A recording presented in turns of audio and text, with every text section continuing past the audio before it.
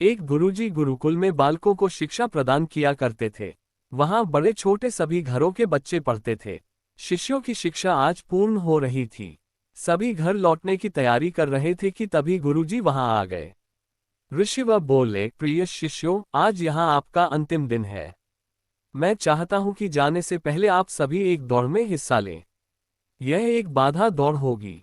आपको कहीं कूदना व कहीं पानी में दौड़ना होगा और एक अंधेरी सुरंग से भी गुजरना पड़ेगा। Moral stories. दौड़ शुरू हुई, सभी तेजी से भागने लगे, तमाम बाधाओं को पार करते हुए अंत में सुरंग।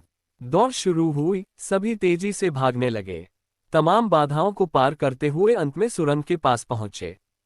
वहां बहुत अंधेरा था, जगह जगह नुकीले पत्थर पड़े थे। अब दौड़ना क्या चलना भी मुश्किल हो रहा था। अब सब छात्र अलग अलग व्यवहार करने लगे और किसी तरह दौड़ खत्म कर गुरुजी के पास पहुंच गए। Moral stories. पुत्रों, मैं देख रहा हूं कि कुछ लोगों ने दौड़ बहुत जल्दी पूरी कर ली और कुछ ने बहुत अधिक समय लिया। भला ऐसा क्यों? गुरुजी ने प्रश्न किया। ये सुनकर एक शिष्य बोला, गुरुजी, हम सभी साथ साथ दौड़ रहे थे, पर सुरंग में पहुंचते ही स्थिति बदल गई। कोई दूसरे को धक्का देकर आगे निकलने में लगा हुआ था तो कोई संभल संभल कर आगे बढ़ रहा था।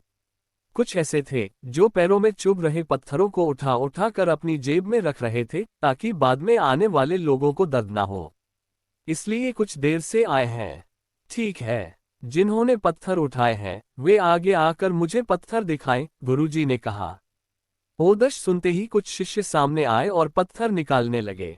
जिन्हें वे पत्थर समझ रहे थे वे दरअसल बहुमूल्य हीरे थे। सभी हैरत में पड़ गए।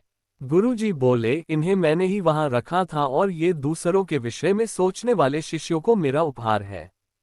पुत्रों, ये दौड़ जीवन की भागम भाग को दर्शाती है, जहां हर कोई कुछ न कुछ पाने के लिए भाग रहा है। पर अंत में वही सबसे समृद्ध होता है जो इस भागम भाग में भी दूसरों के बारे में सोचने और उनका भला करने से नहीं चूकता है। 2